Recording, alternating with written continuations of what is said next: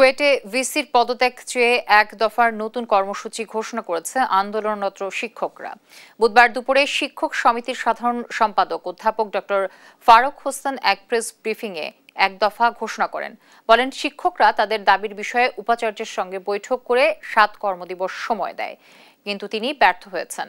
কুয়েট আইনের বাইরে গিয়ে দোষীদের বিচারিক কার্যক্রম স্থগিত রেখেছেন উপাচার্য, যার কারণে বিশ্ববিদ্যালয়ে শিক্ষা কার্যক্রম সংকটে পড়েছে। অনাস্থা জানিয়ে উপাচার্য ডক্টর হযরত আলীকে দায়িত্ব থেকে সরে যাওয়ার আহ্বানও জানান তিনি।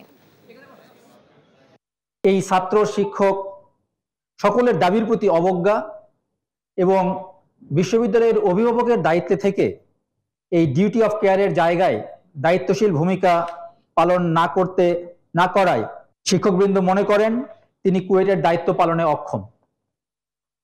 এমত অবস্থায় শিক্ষকবৃন্দ তার প্রতি অনাস্থা জ্ঞাপন করছে। চলমান সংকট দীর্ঘায়িত না করতে শিক্ষক সমিতি ভাইস চ্যান্সেলর মহোদয়কে সম্মানের সাথে অতি দ্রুত পদত্যাগ করার দাবি জানাচ্ছে।